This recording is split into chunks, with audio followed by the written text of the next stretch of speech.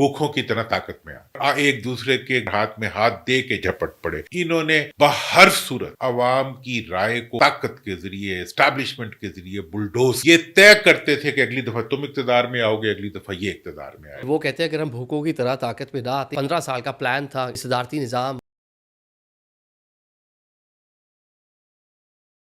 उस वक्त जो था वो ये दोनों कुव्वतें जिन्होंने बाहमी इत्तेहाद किया हुआ था उनसे गलती हो गई। उन्होंने उनको हटाने के लिए दोबारा मतलब इस्टेब्लिशमेंट के साथ अटी बराबर की, ठीक है, वो कहते हैं अमेरिका से की, कोई कुछ कहता है, बहरहाल उन्होंने इस बराबर करने के बाद उन्हें हटा दिया और खुद भूखों की तरह ताकत में आ गए।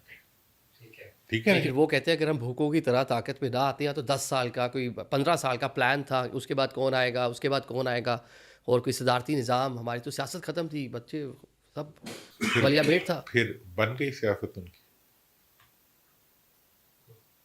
देखे ना जी बात, अकल तो वो होती है ना जो रिजल्ट थे। ये क्या अकल हुई कि अपना घर ही उड़ा लिया, अपनी पॉलिटिकल हैसियत खत्म कर ली। पाकिस्तान के अंदर वो पॉलिटिकल ट्रांसफॉर्मेशन जो 76 साल में नहीं हुई थी, वो इनकी इस माशाल्लाह किस्म की बेवकूफ़ी की वजह से हो गई। उसका मर्तबा क्या ऑप्शन था उस टाइम पीपल्स पार्टी के पास, नून लीग पीपल्स के पार्टी पास? और नून लीग के पास, देखें इनके पास हमेशा एक ऑप्शन होता है जिसको वो उस वक्त भी नहीं उन्होंने इस्तेमाल किया, आज भी नहीं कर रहे। वो ऑप्शन ये होता है कि भाई तुम अगर अपने आप को डेमोक्रेटिक कहते हो तो अवाम के रहमो करम पे अपने आप को छोड़ दो।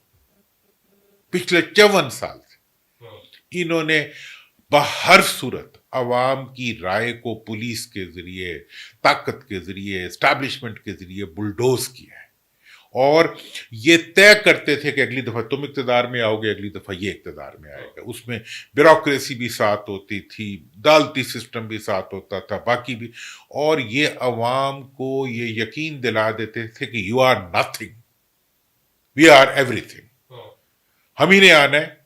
और मैंने इस जिंदगी में ये अजाब देखा है। मैं 92 से इनके खिलाफ काम कर रहा हूं। खान साहब को जब मैं सियासत में आने के लिए कहा था, मैंने उन्हें यही कहा था कि आपका करिश्मा इतना है, you can deal with them.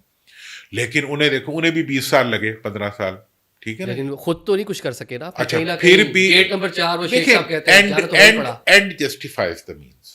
मेरा तो ये उनका अब इस वक्त जो है, जो हम जिस जगह बैठे हुए हैं उसमें ये आज की सूरत हाल ये है कि ये भूखों की तरह, नदीदों की तरह ये इक़्तिदार पे झपट पड़े और एक दूसरे के गले में और हाथ में हाथ दे के झपट पड़े।